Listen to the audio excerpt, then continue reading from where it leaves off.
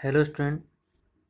आज हम P block elements का पार्ट 5 और आज हम कोशिश करेंगे जो हमारा एक ग्रुप है, ग्रुप 15 जो हम पढ़ रहे थे वो हमारा कंप्लीट हो जाए। और ग्रुप 15 ये जो nitrogen phosphorus arsenic antimony bismuth वाला जो ग्रुप है ये आज हम कंप्लीट करने की कोशिश करेंगे। हमें इस चैप्टर के अंदर 15, 16, 17 और 18 ग्रुप पढ़ने थे, तो 15 हमारा कंप्लीट हो जाना चाहिए आज। आज हम कोशिश करेंगे चाहे वीडियो थोड़ी सी बड़ी बन जाए। तो चलिए आज का लेक्चर हम स्टार्ट करते हैं और क्या क्या पढ़ेंगे उसके बारे में पहले देख लेते हैं। नाइट्रोजन के ऑक्साइड पढ़ेंगे, कुछ ऑक्साइड रह गए थे, बाकी हमने कर लिए थे। एलोट्रॉप्स ऑफ फॉस्फोरस पढ़ेंगे, ये बहुत इंपॉर्टेंट है बच्चों, भिवानी बोर्ड के हिसाब से और सीबीएसई बोर्ड के हिसाब से। यहाँ से क्वेश्चन 100% श्योर आएगा बच्चों।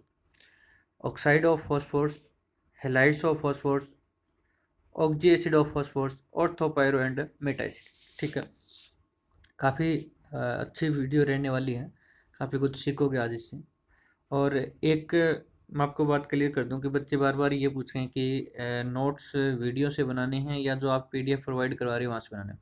बच्चों आपको नोट्स की डेफिनेशन नहीं पता है। इसका मतलब नोट्स का मतलब क्या होता है कि आपको जो टॉपिक क्लियर हो गया है उस क्लियर को अपने ही हिसाब से लिखना, और इस ढंग से लिखना कि वो एक बार ही लिखूं, मैं कम से कम लिखूं या मुझे जल्दी से जल्दी वो याद हो जाए। चाहे आप बुक की एक की लैंग्वेज आपको टफ लग रही है तो दूसरी बुक की लैंग्वेज भी यूज कर सकते हो।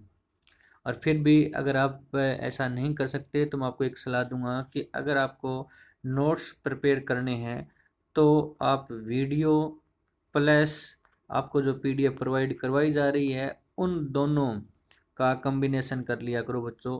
तो आपके पास है बहुत अच्छे नोट्स बन जाएंगे। कुछ आपको ऐसी चीज़ें मिलेगी जैसे कोई ट्रिक हो गई या ऐसा कोई स्ट्रक्चर हो गया या कोई मतलब ऐसी टेबल बना दी मैंने जो आपको आसानी से याद रहे, और वो पीडीएफ के अंदर तो नहीं है। ऐसा नहीं है कि पीडीएफ के अंदर कोई टॉपिक कम मिलेगा, पीडीएफ के अंदर टॉपिक कम नहीं है। और पीडीएफ जो है वो केवल आपके बोर्ड के एग्ज़ाम के हिसाब से बनाई गई है, जबकि वीडियो आपके कंपटीशन सिलेबस को भी कवर कर रही है बच्चों। ये भी आपको मैं बता दूं, पीडीएफ में ऐसा कोई टॉपिक नहीं होगा जो आपके बोर्ड में पूछा जाए और पीडीएफ में ना मिले। और जो वीडियो में आपका कुछ एक्स्ट्रा भी करवाया जा रहा है, तो आप उन दोनों को मिला के अगर नोट्स तैयार करोगे तो आपके सुपर नोट्स बन जाएंगे बच्चों। ठीक है, तो ये बात ध्यान कर लो। बार बार ये नहीं है कि सर पीडीएफ से बनाना था क्या, नोट्स वीडियो से बनाना था क्या, तो ऐसा कुछ भी नहीं है। आपको दोनों से बनाओगे तो बेटर बनेगा, नहीं तो फिर आपको पीडीएफ प्रोवाइड करवाई जा रही है वे तो आप लिख ही सकते हो। ठीक है, तो चलिए आज का लेक्चर हम स्टार्ट करते हैं। नाइट्रोजन ऑक्साइड में फिर मैं एक बार आपको क्लियर कर दूं, टेबल बना दूं आपके लिए ताकि आपको थोड़ा सा याद हो जाए कैसे लिखना था बच्चों। जैसे आपको वैसे तो आप पहले ऑक्सीडेशन स्टेट निकालोगे, जैसे कोई नाइट्रोजन ऑक्साइड के बारे में आपसे क्वेश्चन पूछेगा तो आप ऑक्सीडेशन स्टेट निकालोगे। पर मैं ऐसे लिख देता हूँ, मेरे पास पहला कौन सा है N2, दूसरा कौन सा है NO, फिर कौन सा है NO2, या हम कह सकते हैं इसकी जगह पर N2O3, और अब लिख देंगे NO2, अब लिख देंगे N2O4। NO2 ही N2O4 में एग्जिस्ट करता है, क्यों करता है आज उसकी चर्चा करेंगे। उसके बाद हम क्या करेंगे N2O5।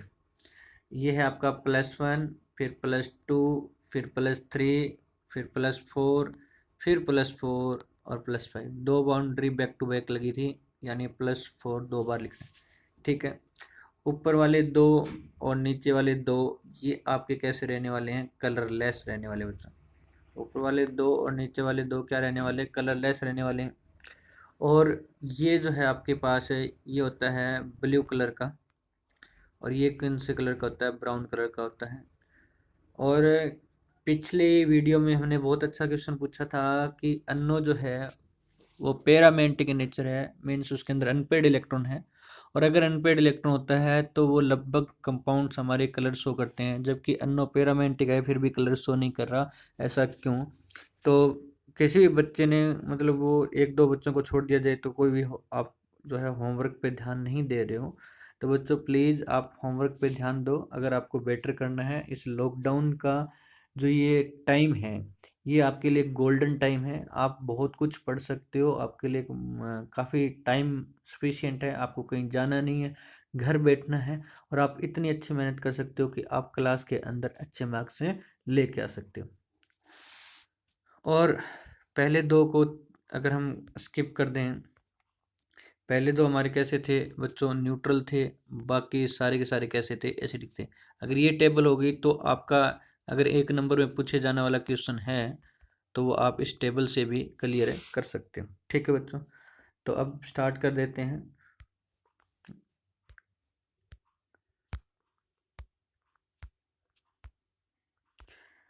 स्ट्रक्चर ऑफ N2O3 ये मैंने वैसे करवा दिया था स्ट्रक्चर। तो ये किस किस का कॉम्बिनेशन होता है, N और N2 का कॉम्बिनेशन होता है। अब N2O का स्ट्रक्चर कैसे बनेगा मैं आपको बता दूं। नाइट्रोजन के लार्ज सेल में 2, फिर 2 और 1, यानी 5 इलेक्ट्रॉन होते हैं। एक तो बनाना है NO2, तो यहाँ पे हमने डबल बॉन्ड बनाया और ऑक्सीजन के लास्ट इलेक्ट्रॉन में 6 होते हैं, 6 के 6 पूरे हो गए। सॉरी बच्चों। अब यहाँ बात करें तो 1 2 3 4 5 6 ऑक्सीजन के, पर डबल नहीं बना सकता क्योंकि डबल बनाएंगे तो 4 कोवलेंट बॉन्ड हो गए, 8 इलेक्ट्रॉन हो गए और एक ये सिंगल है, ये 9 इलेक्ट्रॉन हो गए। जबकि नाइट्रोजन जो है आपका सेकंड पीरियड का एलिमेंट है, इसका जो लार्ज सेल है वो सेकंड है और सेकंड के अंदर मैक्सिमम 8 इलेक्ट्रॉन आ सकते हैं, 9 नहीं आ सकते, जगह खाली नहीं है। तो ये क्या करेगा, इसका कोऑर्डिनेट बॉन्ड बना लेगा। इसका क्या कर लेगा, कोऑर्डिनेट बॉन्ड बना लेगा। अगर इसी कोऑर्डिनेट बॉन्ड को मैं आयनिक कोवलेंट बॉन्ड में कन्वर्ट करूं तो मैं इसको ऐसे कर सकता हूं कि एक इलेक्ट्रॉन अपने पास रख लिया, एक इलेक्ट्रॉन ऑक्सीजन को दे दिया, तो ऑक्सीजन पर नेगेटिव चार्ज आ गया, नाइट्रोजन पे कौन सा चार्ज आ गया, पॉजिटिव। ऐसा भी बना सकता हूँ। अब अन्नो का स्ट्रक्चर कैसा था कि अन्नो के अंदर भी ओड नंबर ऑफ इलेक्ट्रॉन थे, जैसे 2 2 4 और एक 5। इसकी अगर हम बात करें तो ऑक्सीजन के लार्ज सेल में 6 इलेक्ट्रॉन, तो 2 इलेक्ट्रॉन आपके शेयर पेयर हो जाएंगे। अब जो एक एक इलेक्ट्रॉन बचे हैं इनको आपस में हम जोड़ देंगे, तो बच्चों ये किसका बन गया, N2O3 का। फिर मैंने ये भी बताया था कि अगर N2O4 का बनाना तो ये भी कोऑर्डिनेट बॉन्ड बना लेगा, तो ये किसका बन जाएगा, N2O4 का। और अगर हम इसके बीच में एक ऑप्शन दिखा दें तो ये किसका बन जाएगा, N2O5 का। तो ये हमने पिछले लेक्चर के अंदर भी आपको बताया था। बाकी ये डायग्राम बना हुआ है, यहाँ पे देखिए इन दोनों को हम ऐड करेंगे तो ये डॉट और डॉट आपस में शेयर पेयर करके कोवेलेंट बॉन्ड बना लेंगे और फाइनल आपका ये जो डायग्राम है वो आपको मिल जाएगा। ठीक है बच्चों। प्रिपरेशन ऑफ N2O3 की बात करें तो किसी भी एक तरीके से कह सकते हो, NO और NO2 को मिलाओगे तो N2O3 बन जाएगा। NO और NO2 को मिलाओगे तो क्या बन जाएगा बच्चों, N2O3। और NO प्लस N2, क्योंकि NO2 होता है वो N2O4 में ही एग्जिस्ट करता है लोअर टेम्परेचर पर, डाइमर की फॉर्म में होता है।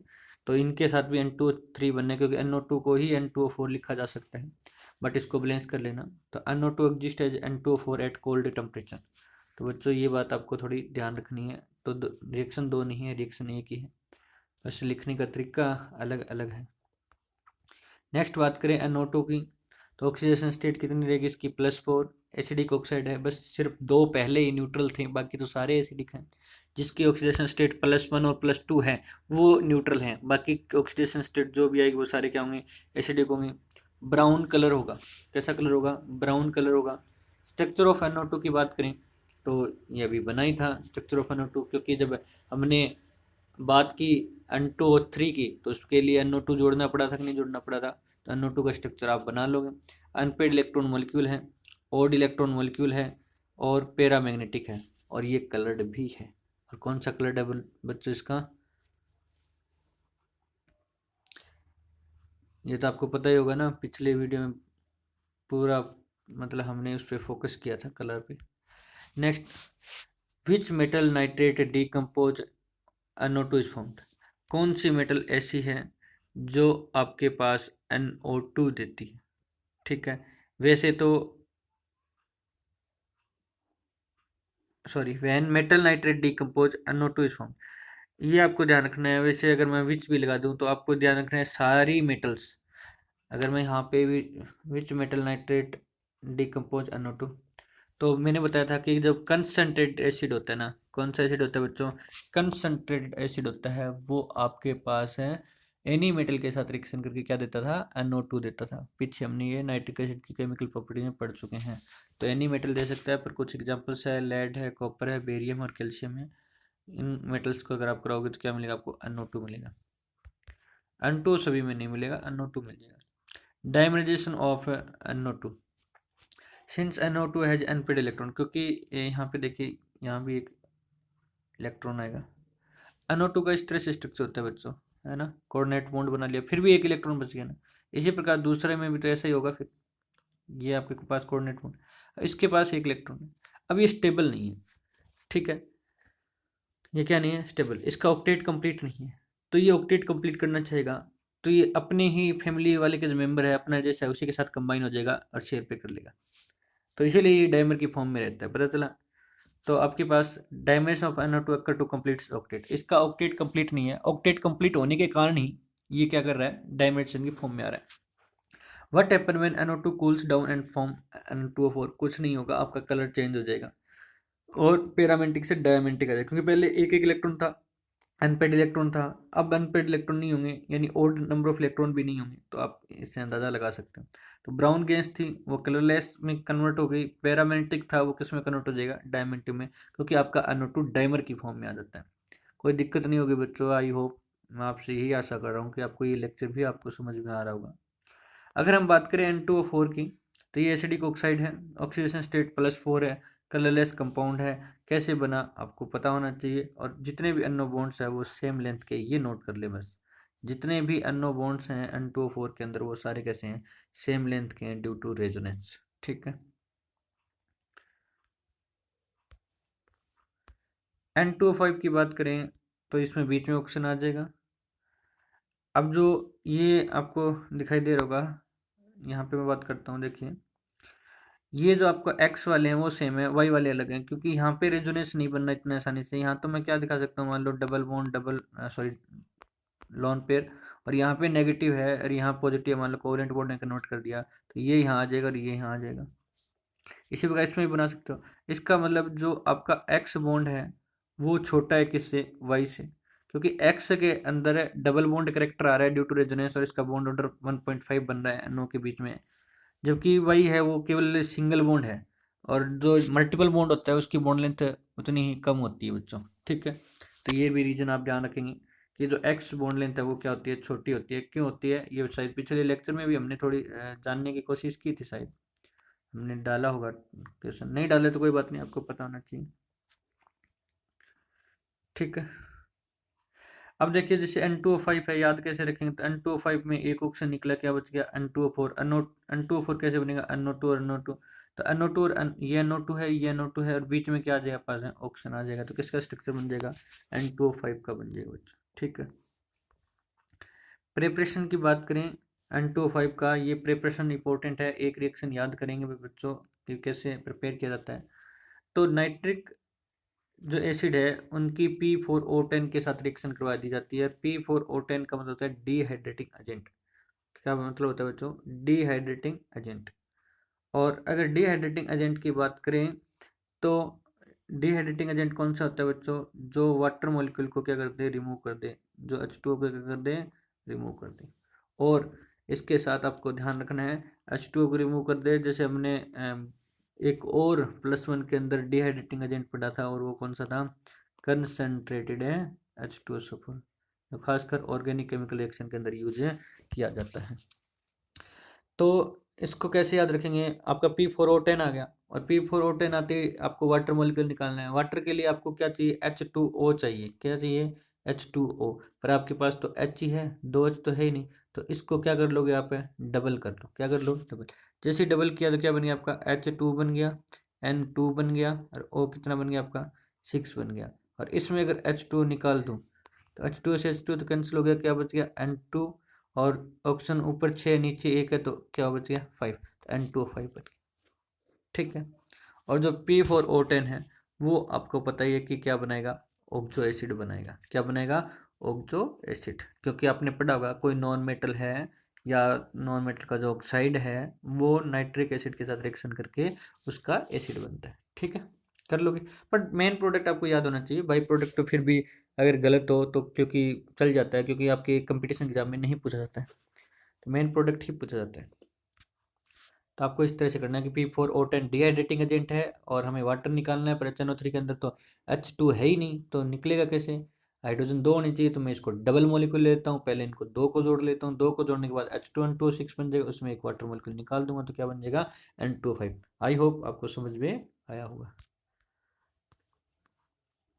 फॉस्फोरस की बात करें तो it has 3 electrodes, it has 3 electrodes, white, red और black. White is most reactive and black is least active. आपको इसमें से ज़्यादा इंपॉर्टेंट क्वेश्चन वो एक ही करना है। ऐसा क्वेश्चन आएगा कि why red phosphorus is more reactive, red phosphorus is more reactive than red sorry white आना था, गलत बोल दिया, sorry. White phosphorus is more reactive than red phosphorus. आपका जो वाइट फॉस्फोरस है वो ज़्यादा रिएक्टिव है किससे, रेड फॉस्फोरस से। इसका आंसर देना होता है, ठीक है। मैं आपको ये क्वेश्चन तो करवा दूंगा, पर मैं ऐसे ही क्वेश्चन आपको रिलेटेड फिर दे दूंगा। एक दो मैंने रेंडमली क्वेश्चन दिए भी हैं बच्चों को, तो वो आप क्वेश्चन सोल्व कर सकते हो। अगर हम बात करें कि 3 फॉस्फोरस में से पहले वाइट फॉस्फोरस की बात कर लेते हैं। सबका स्ट्रक्चर भी आना चाहिए बच्चों, स्ट्रक्चर में कुछ नहीं है, एक का स्ट्रक्चर सीख लिया सभी का आपने सीख लिया। थोड़ा सा हम यहाँ जगह बना लेते हैं। देखिए आपका जो वाइट फॉस्फोरस है वो आपका P4 होता है ना, एग्जिस्ट तो करता है, आपका टेट्राटॉमिक होता है, नाइट्रोजन डायटोमिक है, बाकी तो सारे कैसे टेट्राटॉमिक है, ठीक है। इसके अगर हम बात करें तो इसको हम थोड़ा सा इस तरह से डायमंड टाइप लिख लेते हैं, इस तरह से लिख लेना बच्चों, वैसे 4 ऐसे, ठीक है। तो ऐसे मान लो आप एक बार ऐसे लिख लिया आपने ना, भी आमने सामने लिख लिया, जैसे 4 डायरेक्शन होती है, नॉर्थ ईस्ट वेस्ट, है ना, ऐसे तो कर सकते हो ना। चलो आपके लिए ये आसान कर दिया, देखो ऐसे लिखते हो, नॉर्थ ऊपर होता है, डायरेक्शन के लिए ऐसे प्लस दिखाते हो, फिर नॉर्थ लिख देते हो एक तरफ, साउथ ईस्ट वेस्ट लिख देते हो, तो यहाँ P दिखा देना बच्चों, ठीक है। अब क्या करना है, अब ये जो P है एक बॉन्ड बनाए है, P कितने बॉन्ड बनेगा 3, तो ये आपस में कनेक्ट हो जाएगी, ये आपस में कनेक्ट हो जाएगी, आपस में, ये आपस में, ये होता है बच्चों। तो ये मैंने क्या किया, आपस में चारों को पहले मिलाया, अभी 2-2 बॉन्ड बने हैं तो इनको आपस में मिलाते तो कितने बॉन्ड बने, ये आपके पास डायग्राम होता है। तो अगर बिल्कुल भी याद नहीं रहे, जैसे मैंने आपको तरीका बताया, 4 जैसे एक प्लस का साइन दिखाया और हर प्लस के जो एंड हुआ है तो वहाँ पे आप P दिखाओ, आपस में कनेक्ट करो, बन जाएगा, ठीक है। और मोस्ट इम्पोर्टेंट बात, PPP जो ये एंगल होता है ये 60 डिग्री, ये क्या होता है 60 डिग्री, ठीक है। ये आपको बहुत ध्यान रखना है, एंगल याद करना है, कितना एंगल होता है इसका 60 डिग्री। ईच फॉस्फोरस में 3 बॉन्ड, 3 बॉन्ड बनेगा और सभी पे एक लोन पेयर होगा, क्योंकि लार्ज सेल में इसके 5 इलेक्ट्रॉन होते हैं, प्रत्येक अगर 3 बॉन्ड बना रहा है तो एक लोन पेयर भी होगा। हाइब्रिडेशन क्या होगी इसकी, sigma bond plus lone pair count कर लो, 1 2 3 4, sigma bond plus lone pair count किया तो इसकी हाइब्रिडेशन कौन सी आ गई sp3। शेप वाइट फॉस्फोरस की कैसी होती है, टेट्राहेड्रल होती है, चेक कर सकते हो, शायद मैं देखता हूँ अभी अगर इमेज है तो मैं आपको दिखाता हूँ। ये लो, ये टेट्राहेड्रल है बच्चों, 4 फेस आपको दिखेंगे इसमें, कितने फेस दिखेंगे 4 फेस दिखेंगे। कैसे देखो बच्चों, थोड़ा सा कोशिश करना, क्या ये एक फेस है, एक साइड का हो गया 1, क्या ये एक फेस है 2, क्या ये नीचे वाला एक फेस है 3, एक ये पीछे वाला ये क्या फेस है 4, ठीक है ना। तो कितने फेस है इसमें 4 फेस है, इसलिए आपको इनको क्या बोला जाता है, टेट्राहेड्रल बोला जाता है।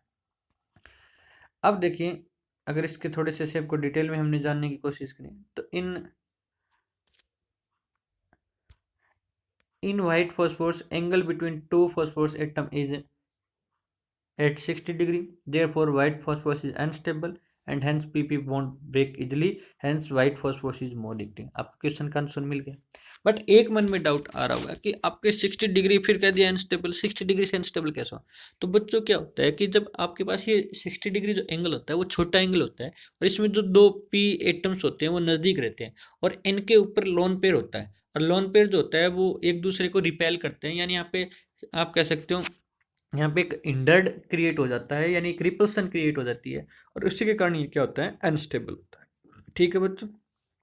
अब जो अनस्टेबल होगा तो वो स्टेबल होने के लिए दूसरे के साथ क्या होगा, कंबाइन होगा। कंबाइन होगा इसका मतलब वो क्या कर रहा है, रिएक्ट कर रहा है, जल्दी रिएक्ट कर रहा है, इसका मतलब ये क्या होगा, मोर रिएक्टिव।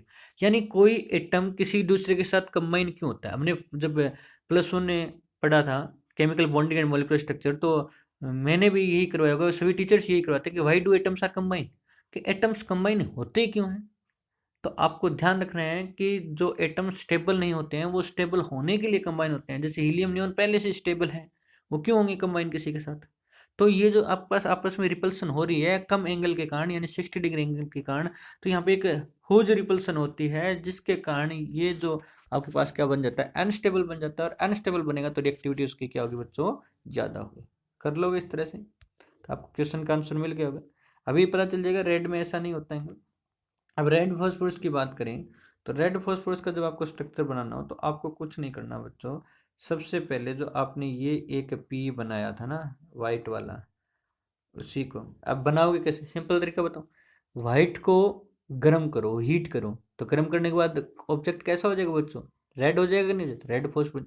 और हीट करो, अब भाई ज़्यादा हीट करोगे तो कोई आपने ऑब्जेक्ट को हीट किया पहले उसका कलर रेड होगा, और बहुत किया तो वो बिल्कुल जल जाएगा, जलने के बाद क्या बन जाएगा, ब्लैक। तो वाइट को हीट करोगे रेड बन जाएगा, रेड को हीट करोगे तो ब्लैक बन जाएगा। अब ये बॉन्ड बनाने हैं, ठीक है। इसी प्रकार ये मॉलिक्यूल आपका एक और बना दिया हमने यहाँ पे, ये। अब एक एक बॉन्ड जो है वो 60 डिग्री की वजह से जो था वो एक एक बॉन्ड यहाँ टूट जाएगा बच्चों, ठीक है। और इस तरह से ये चेन है चलती जाएगी, एक लीनियर पॉलीमर की फॉर्म में हो जाएगा। तो यानी आपको बहुत सारे वाइट पी लेने हैं, उनको आपस में कनेक्ट कर देना है, एक लीनियर चेन बनानी है। पर बनाएंगे वही, सभी पे एक लोन पेयर रहेगा, सभी पे एक क्या रहेगा बच्चों, लोन पेयर रहेगा। और ईच फॉस्फोरस एटम कितने बॉन्ड बनाएगा, 3 बॉन्ड बनाएगा, वही कहानी है, ठीक है।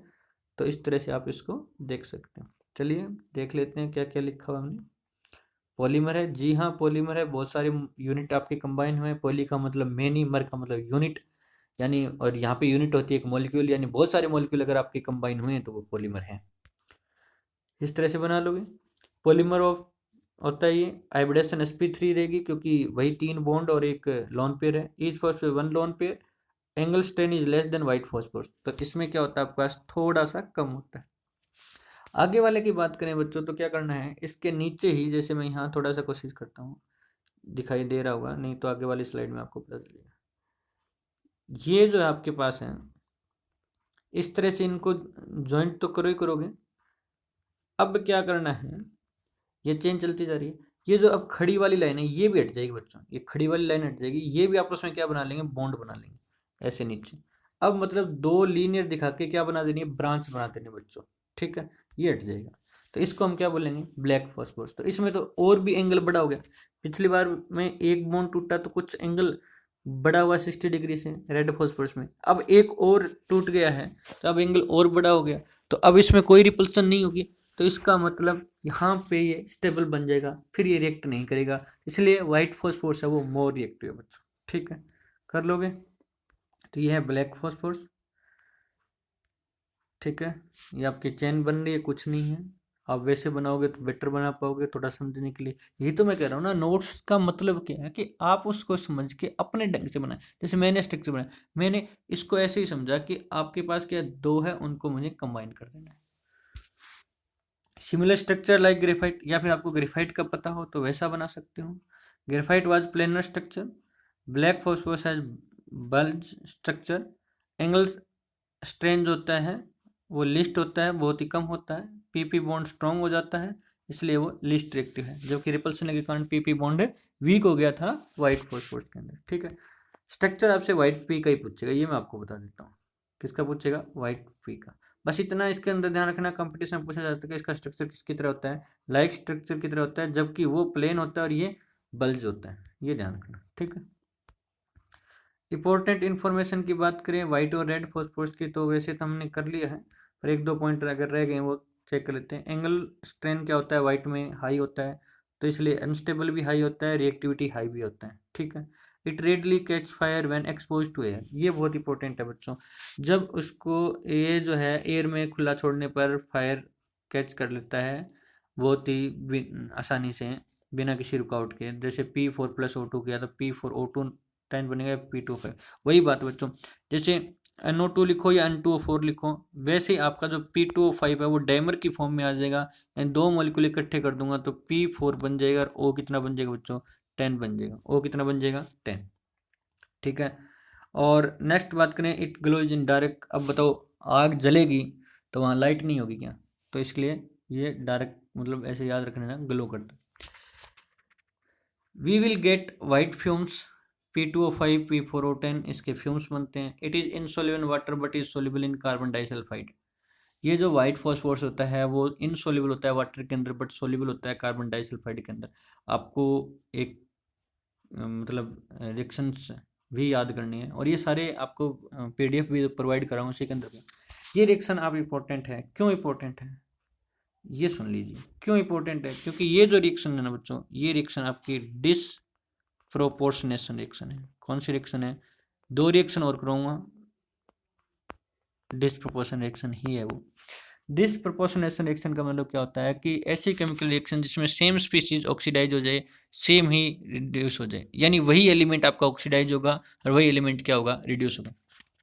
जैसे आपके पास यहाँ पे P की ऑक्सीडेशन स्टेट कितनी है, 0 है, और इसके बेस के साथ रिएक्शन कराओगे ना तो आप इनकी ऑक्सीडेशन स्टेट निकाल के देख लो, आपकी ऑक्सीडेशन स्टेट क्या आ रही है, अलग अलग आ रही है। जैसे आप अगर NaH2PO2 के अंदर निकालोगे तो कितनी आएगी बच्चों, कितनी आएगी?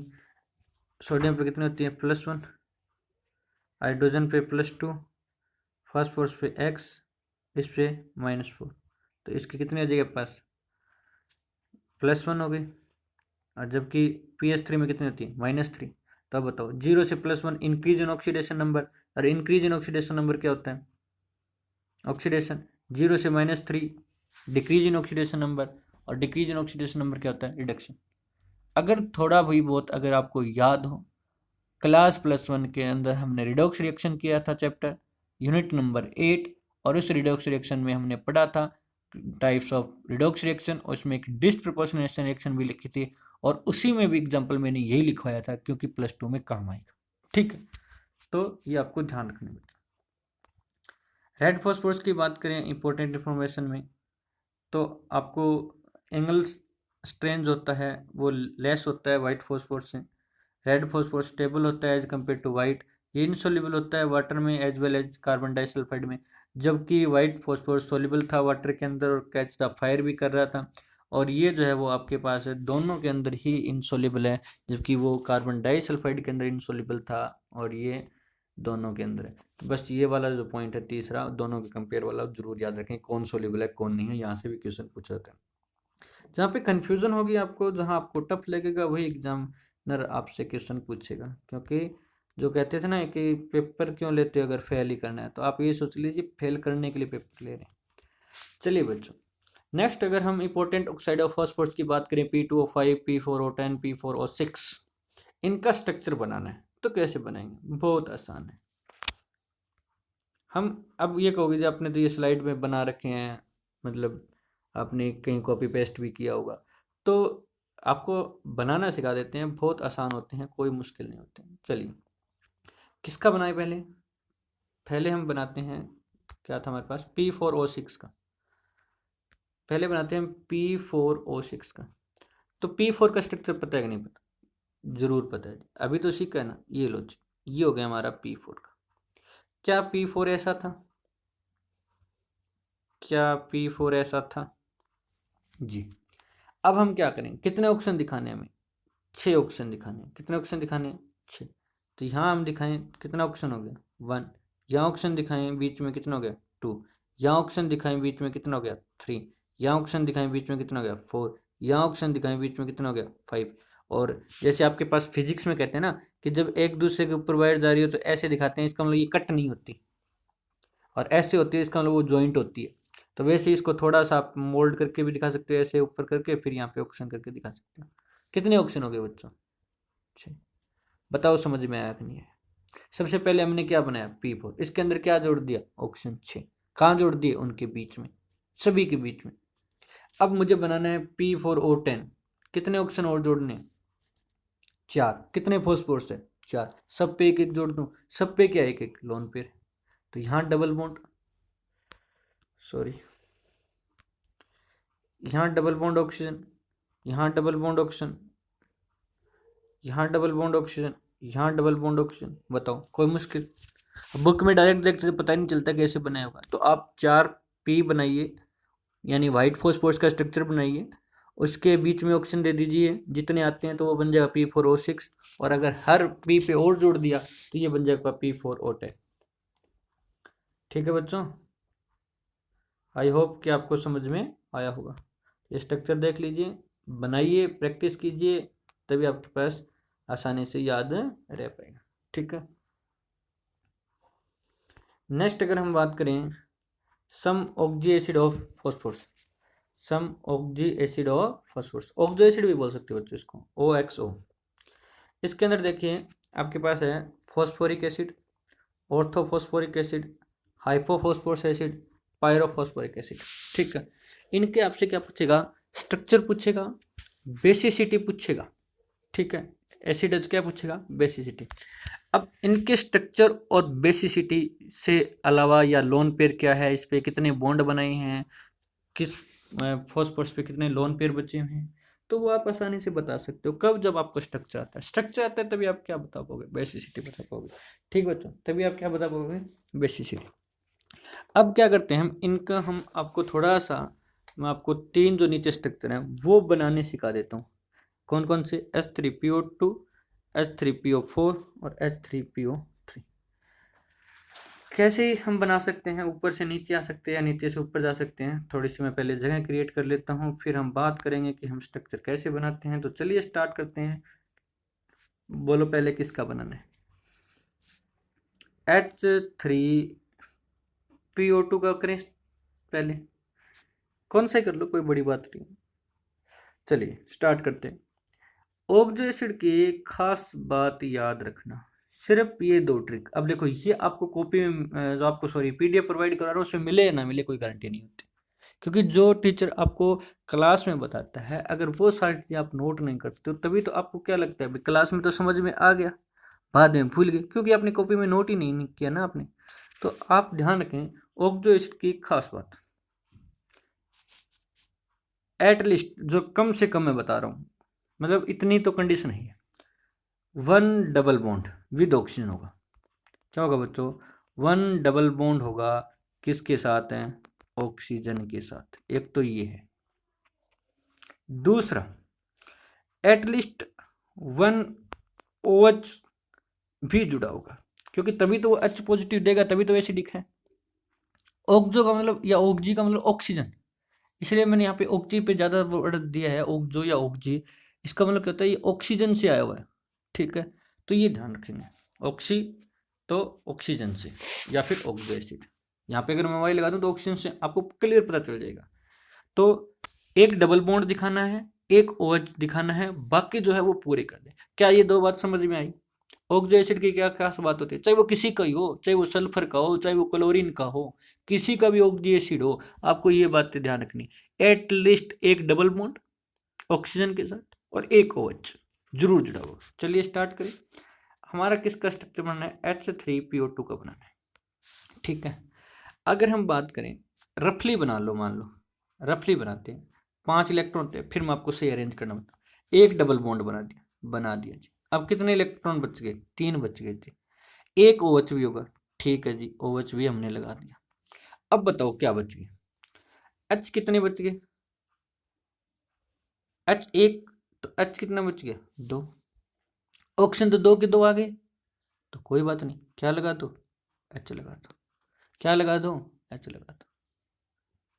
कोई दिक्कत? फिर से देख लो, H3PO2 में ये ऑक्जो एसिड है और मुझे इसका अगर स्ट्रक्चर बनाना है तो मैं क्या करूँगा? एक डबल बॉन्ड ऑक्सीजन के साथ जरूर दिखाऊंगा और एक OH के साथ बॉन्ड जरूर दिखाऊंगा, बस। बाकी फिर मैं देखूंगा कैसे पूरा करना है। बताओ कोई दिक्कत? मैंने एक ऊपर ऑक्सीजन के साथ दिखाया, एक OH के साथ दिखाया, और अब आप कहोगे जी ये तो स्ट्रक्चर सही नहीं।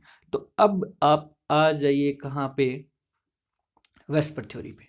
Class +1 VSEPR theory, chemical bonding and molecular structure, very very important. AB4, और AB4 की शेप क्या होती है आप याद कीजिए। और दूसरा, sigma bond plus lone pair count कीजिए और इसकी हाइब्रिडेशन निकालिए। लास्ट में 5 थे, 1 2 3, और इसमें 1 पाई 1 सिग्मा है 4, और लोन पेयर है नहीं तो 4, और हाइब्रिडेशन क्या रहेगी sp3। और अगर इसका मैं स्ट्रक्चर बनाऊं, यहाँ बना दूं, अगर इसका मैं स्ट्रक्चर बनाऊं तो कैसे होगा? टेट्राहेड्रल में, टेट्राहेड्रल में क्या होता है, पी यहाँ, फिर यहाँ, फिर यहाँ और यहाँ, ऐसे होता है ना। तो यहाँ हम दिखाएंगे डबल बॉन्ड ऑक्सीजन, क्योंकि मैंने आपको एक ट्रिक बताई थी बच्चों, जो आपको लगभग कहीं नहीं मिलने वाली, कि जब भी लोन पेयर आ जाए तो लोन पेयर को कहाँ दिखाना है? ऊपर ऊपर दिखाना है। इसका मतलब क्या है कि जो ऑक्सीजन है वो लोन पेयर की वजह से तो बना है ना, तो वो ऊपर दिखा देंगे। फिर हम यहाँ दिखाएंगे ऑक्सीजन, दूसरा लोन पेयर अगर होता तो यहाँ नीचे आता कि नहीं आता। वेस्पर थ्योरी को देख लीजिए, आपको मतलब घर पे बैठे हो, हर सब्जेक्ट पढ़ रहे हो, सबको टाइम देना पड़ता है, फिर भी थोड़ा सा टाइम आपको निकालना पड़ेगा। तो ये ओ एच हो गए, बाकी यहाँ पे एच और एच हो गए। बताओ बना कि नहीं बना H3PO2 का। अब इसकी पूछेगा बेसिसिटी। बेसिसिटी का मतलब होता है कितने number of H positive ion दे रहा है। बेसिसिटी का मतलब क्या होता है? कितने number of H positive ion दे रहा है। उतने ही एच पॉजिटिव आयन देगा जितने आपके पास ओ एच होंगे। कितने ओ एच ऑक्सीजन के साथ जुड़े हुए? एक। इसकी बेसिसिटी कितनी होगी? 1। ये जरूर ध्यान रखें, बेसिसिटी 1। ठीक है। नेक्स्ट अगर हम बात करें किसका, H3PO3 का। H3PO3 की अगर मैं बात करूं तो एक डबल बॉन्ड बना देता हूं, एक OH बना देता हूं, इसका मतलब मेरे पास 2 बच गए, क्योंकि 5 इलेक्ट्रॉन थे। अच्छा, अब इधर क्या बच गया मेरे पास? एक H आया तो H2 बचा हुआ है, 2 ऑक्सीजन आ गए तो 1 ऑक्सीजन बचा हुआ है। इसका मतलब मैं एक OH और दिखा देता हूं और एक मैं H दिखा देता हूं। बोलो बना कि नहीं बना? और ये तो मैंने बना ही टेट्रा डाल दिया भाई, दोबारा से रीअरेंज भी नहीं करना। अगर रेंडमली बना भी लोगे ना तो आपको वेस्पर थ्योरी से स्ट्रक्चर बनाना है, कौन सी बड़ी बात है। बेसिसिटी कितनी है इसकी? बोलो जल्दी, बेसिसिटी कैसे? पर बताओगे कैसे? ऑफलाइन क्लास है ना। चलो मैं ही बता देता हूँ। एक एच यहाँ से निकल जाएगा, एक एच यहाँ से, कितने number of H positive ion मिलेंगे? 2। 2 मिलेगा तो इसका कौन सा जाए? बेसिस 2। और अगर ये कह दे कि आपके पास कितने प्रोटिक एसिड दे रहे हैं तो ये डाईप्रोटिक एसिड है बच्चों, 2 प्रोटॉन दे रहा है, डाईप्रोटिक एसिड। पहले वाला कौन सा था? Monoprotic acid. ये भी ध्यान रखना, ठीक है। बड़े नेक्स्ट पे H3PO4। H3PO4 की बात करेंगे तो एक बना लूंगा मैं डबल और एक बना लूंगा मैं OH के साथ। अब कितने बच गए? H 2। ऑक्सीजन कितने बच गए? 2। यानी OH OH जुड़ेंगे, और दोनों H दिखा दूं तो फिर वो बन नहीं सकते ना, क्योंकि डबल बॉन्ड ऑक्सीजन के साथ बना ही नहीं पाएगा, इसके पास 5 इलेक्ट्रॉन थे, तो ज़्यादा इलेक्ट्रॉन तो नहीं होंगे ना इसके पास, इतने इलेक्ट्रॉन। ये किसका स्ट्रक्चर बन गया? इसकी बेसिसिटी कितनी है बच्चों? अरे मन में ही बोल दो, मुझे सुनाई दे जाएगा। घर बैठे भी बोलोगे ना तो मुझे पता चल जाएगा, इतना तो लगाव है ही अपना। ठीक है, तो बेसिसिटी कितनी हो जाएगी पास? +3। कितनी हो जाएगी? +3। ठीक है बच्चों, कर लोगे। थोड़ा सा वीडियो तो आज लेंथ ही होने वाला है, मैं सोच रहा था कि कंप्लीट ही करवा दूं इसको। चलिए,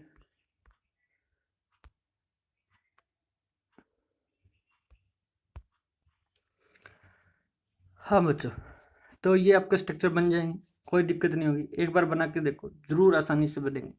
और थोड़ा बहुत भी आपको लगता है कि हमने इतना एफर्ट लगाया, थोड़ा बहुत भी आपको लगता है कि मुझे 50 to 60% समझ में आया, तो प्लीज़ जो हम मेहनत करें उसको क्या कर दीजिए, लाइक कर दीजिए। और इसमें तो आपके कोई पैसे भी नहीं लगते, ठीक है ना। इसमें भी कंजूसी कर जाते हो, यानी देना कुछ चाहते नहीं टीचर को, है ना। चलो जैसी आपकी इच्छा। अगर हम बात करें पायरो एसिड की और हाइपो एसिड की, कि पायरो क्या होता है और हाइपो क्या होता है, इसके लिए मैं आपको एक छोटी सी कहानी सुनाता हूँ बच्चों। क्या सुनाता हूँ? कहानी। और उससे कहानी से पहले भी आपको एक और चीज़ याद करना है। क्या फॉस्फोरिक एसिड का फॉर्मूला याद कर लोगे? क्या फॉस्फोरिक एसिड का फॉर्मूला याद कर लोगे? बोलो हाँ या ना। अगर कर लोगे तो आगे वाला टॉपिक आसान है। अब भाई जैसे सोडियम कार्बोनेट, आप फॉर्मूला याद करते हो कि नहीं करते, मुझे बताओ। प्लास्टर ऑफ पेरिस का फॉर्मूला याद किया है कि नहीं किया है? किया है ना। तो वैसे क्या एक फॉर्मूला और नहीं कर सकते? Phosphoric acid H3PO4। जैसे सल्फ्यूरिक एसिड का याद किया आपने, H2SO4। कर लोगे ना? चलो फिर मैं करवाता हूँ। स्टोरी सुनते हैं पहले। स्टोरी क्या है? सुना है IIM का नाम? नहीं सुना? अच्छा, चलो। IIM का स्टूडेंट है एक टॉपर स्टूडेंट, और वो क्या रहता है, हाइपर टेंशन में रहता है। तो इसको पर ऑक्साइड दिया जाता है। उसको क्या दिया जाता है बच्चों? पर ऑक्साइड दिया जाता है। एक IIM का टॉपर स्टूडेंट हाइपर रहता है, मतलब जो भी है, कोई कारण रहा होगा, या तो बहुत मेहनत की है उसकी वजह से उसके अंदर मतलब हाइपर रहने की प्रॉब्लम आ गई है, जो जो भी हो, टॉपर है वो और हाइपर की प्रॉब्लम है, और उसको ठीक करने के लिए हम क्या देते हैं बच्चों? पर ऑक्साइड देते हैं। क्या देते हैं? पर ऑक्साइड। अगर ये कहानी याद होगी, आपका एक क्वेश्चन सही हो जाएगा। जो बच्चे, लगभग बच्चे गलती करते हैं, वो आपका क्वेश्चन सही होने वाला है बच्चों, इसकी मैं गारंटी देता हूँ। अब इसको मान लेते हैं। एम का मतलब बच्चों मेटा। एम का मतलब क्या है? मेटा। ये पहला मॉलिक्यूल है, दूसरा वाटर मॉलिक्यूल रिमूव करना है। इसका मतलब एक ही मॉलिक्यूल लेंगे और उसके अंदर ही वाटर मॉलिक्यूल रिमूव करेंगे।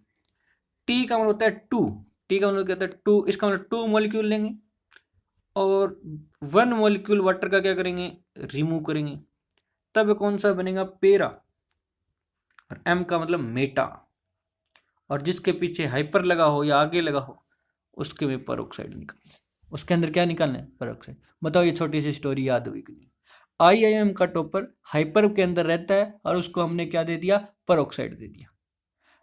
इसका मतलब जब आपको मेटा बनाना हो, जिस नाम के आगे मेटा लगा हो, और ये ग्रीक लैंग्वेज का वर्ड है बच्चों, पायरो का मतलब हीट होता है। चलो वो छोड़ो, आप सीधा कर लेते हैं आज, वीडियो वैसे ही बहुत लंबी होने वाली है। IIM, इसका मतलब वन वन दिख रहा है आपको, एक मॉलिक्यूल लेना है, उसके अंदर एक ही वाटर मॉलिक्यूल क्या करना है? रिमूव करना है, तो मेटा बनेगा। टॉप यानी टू मॉलिक्यूल लेने हैं, और उसका O का मतलब वन यानी एक मॉलिक्यूल आपको हटाना है, और P का मतलब क्या आ जाएगा? पेरा। ठीक है ना? और हाइपर जिसमें लगा हो उसमें परऑक्साइड। चलिए अब जल्दी से मैं आपको करवा देता हूँ। ये आपके ऑक्सो एसिड ऑफ सल्फर में भी काम आएगी, जब हम नेक्स्ट फैमिली करेंगे ना, ऑक्सीजन फैमिली, तब भी काम आएगा। अभी हम फॉस्फोरस की कर रहे हैं। देखो, टू मॉलिक्यूल, एक वाटर मॉलिक्यूल निकला पायरो, क्योंकि मैंने बोला था top, pyro top. Two molecule लेना, एक वाटर मॉलिक्यूल निकालना, वन। अगर मैंने बोला हाइपो, हाइपो के अंदर भी टू लेने बच्चों। हाइपो यानी हाइपर रहता था, ऐसे याद करेंगे। तो हाइपो जो था उसमें टू मॉलिक्यूल ही लेने हैं और एक मॉलिक्यूल H2O2 को निकालना है, पेरोक्साइड। मेटा में क्या था आपके पास? IIM था, यानी एक मॉलिक्यूल लेना है, एक ही वाटर मॉलिक्यूल निकालना है, मेटा बन जाएगा। अब ये चीजें आपको नोट्स में नहीं मिलेगी, PDF वाली फाइल में। अब देखिए इसको,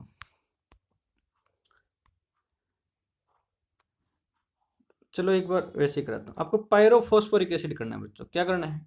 पायरोफॉस्फोरिक एसिड। सिंपल लिखना सिखाते हैं, स्ट्रक्चर तो बना ही लोगे। Pyro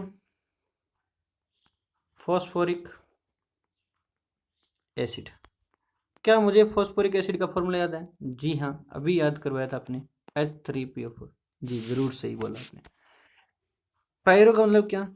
top. कितने मॉलिक्यूल ले लो इसके? दो ले लो जी। क्या बन गया? H6P2O8। इसमें कितने मॉलिक्यूल रिमूव कर दूं? H2O। क्या बन गया? H4P2O7। बताओ बना कि नहीं बना? क्या किया आपने? डबल किया, एक वाटर मॉलिक्यूल निकाला, कोई दिक्कत नहीं है ना? तो क्या फार्मूला बन गया? H4P2O7।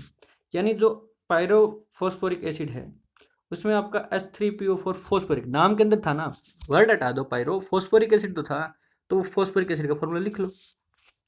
H3PO4 बन गया। इसका हमने क्या किया? डबल किया। डबल करने के बाद क्या निकाला? वाटर मॉलिक्यूल निकाला। तो क्या बन गया? H4P2O6। ठीक है। अब देखो स्ट्रक्चर कैसे बनना है। H3PO4 का तो आता है ना बनाना। किसका आता है? H3PO4 का। क्या ये स्ट्रक्चर था? बोलो हाँ या ना, था या नहीं था? ठीक है, बोल दिया करो ऑफलाइन में भी। ठीक है। अब देखो आपके पास क्या हुआ, इन दोनों को जोड़ना है, दो मोल को जोड़ना और वाटर निकालना है। तो यहाँ पे देखो OH OH है, यहाँ से वाटर निकाल दो, चाहे तो H यहाँ से, OH यहाँ से वाटर निकल जाएगा, या फिर O यहाँ से OH यहाँ से, H यहाँ से, तो बीच में क्या बचेगा आपका ऑक्सीजन। तो ये सारा आपके पास क्लियर हो जाएगा। H2 तो क्या आ गया, बाहर आ गया, H2 क्या आ गया, बाहर। तो इसका स्ट्रक्चर ये बन गया। यानी ये थोड़ा आगे बढ़ा के दिखा देते हैं ऑक्सीजन। क्या मुश्किल था, थोड़ा सा भी आपको समझ आया ना, प्लीज़ इस वीडियो को तो ज़रूर आप लाइक कर देना।